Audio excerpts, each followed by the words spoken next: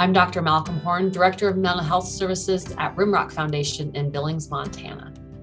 Personality disorder is really defined whenever someone has a disturbance in their emotional behavioral processing. So my ability to take an event in the world around me and be able to take it in, process it, and then have an appropriate behavioral response is skewed. And quite frankly, it's often skewed because of trauma or other things that have happened in that person's past. I hate that definition because it says essentially that your personality, your character of who you are is dysfunctional.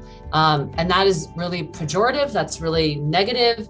When you can help someone see that, okay, the reason you're doing all these dysfunctional behaviors is based in your own trauma, your own sense of abandonment. It's a little bit different, right? Instead of it just, well, you're just dysfunctional and have a dysfunctional personality. It's more, oh, okay, there's a reason I've evolved this way and I can do something about it. The previous diagnostic manual, the Diagnostic Statistical Manual, DSM is what it's called, essentially said that personality disorders are not fixable. And we recognize that's actually not 100% true because we understand now that there are certain modalities that can actually be very effective in helping people better understand and change their emotional behavioral response systems. The things you might see in someone that has a personality disorder tend to have very erratic, emotional, over-the-top reactions. So they may not have a response that you would feel is appropriate or congruent given the situation. So an example might be if I have a patient that has a borderline personality disorder, and someone who has borderline personality disorder often struggles with relationships, feeling of abandonment, sense of inadequacy, sense of not feeling like they have a good sense of themselves and identity. Let's pretend that I am late for a session. I am 15 minutes late, something happened.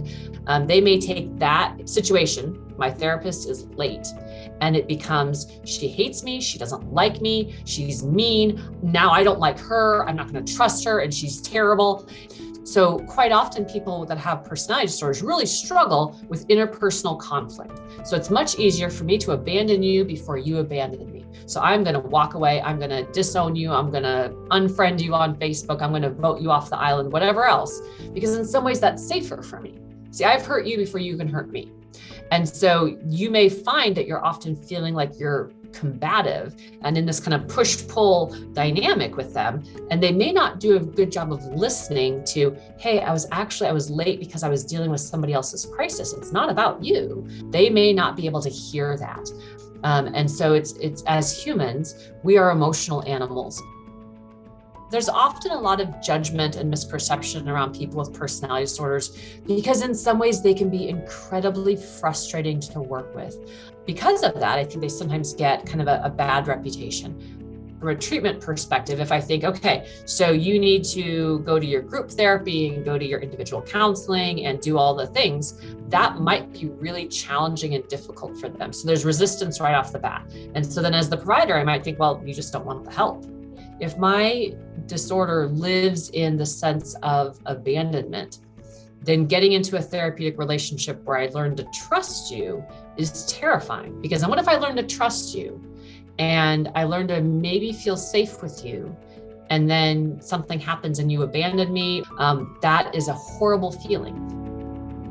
The patients that I have on my caseload, I have worked with for upwards of 4 to 5 years. And there are ups and downs, right? But I've consistently been willing to be there for them, let them know that it's okay that you just went off and did something crazy. I'm not judging you, I'm not holding it against you. And so they're able to learn that trust, but that takes time and that's taken a lot of energy on my part. And so providers sometimes don't have the ability to give that energy. Sometimes time constraints, scheduling, they can't do that. I don't use that personality disorder diagnosis. On my treatment plan, I typically use trauma or anxiety or something like that, because one, it's less pejorative, it's more strengths-based. It also, then if I share that patient with somebody else and I have to send records, there are providers in the community that see a personality disorder on someone's chart and they're like, ooh, I'm not working with them. And so even though from a diagnostic perspective, just looking at the criteria, they may very well meet all those criteria and truly be a personality disorder, I don't like to use that as my diagnosis if I can use something else, because I find that so often it is rooted in trauma or anxiety or something else. And so I find that to be much more workable in terms of being able to make progress. People will often say, well, they're just attention seeking. Okay, they may very well be attention seeking, but the question really is why? So maybe they are attention seeking, but what's happening? Why is it that they need the attention? Because here's the other reality. We all need attention. And so how do we get that attention from the people that matter to us? So I need my husband's attention, right? I might go to him and say, hey, I really need a hug. Whereas if I had a personality disorder, I might do something like send him a text that says, I guess you don't love me anymore. I am being manipulative, but really what it is, I need some love. I need some comfort. And so what I often see is that people who have personality disorders haven't learned how to get that love, attention, affection in a healthy way. And quite frankly, I often see that it came from childhood.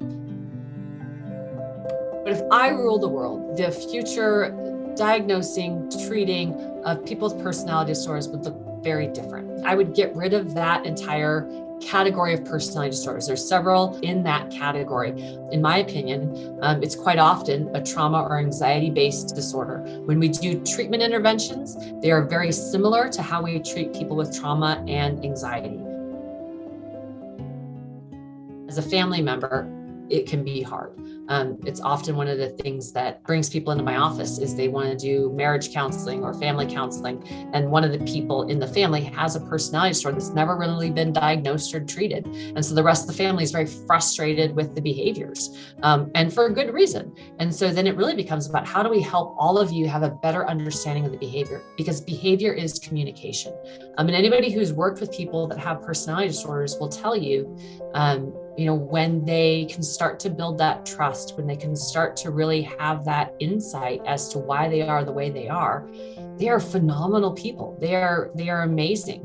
The trick is sticking with them long enough therapeutically to get there.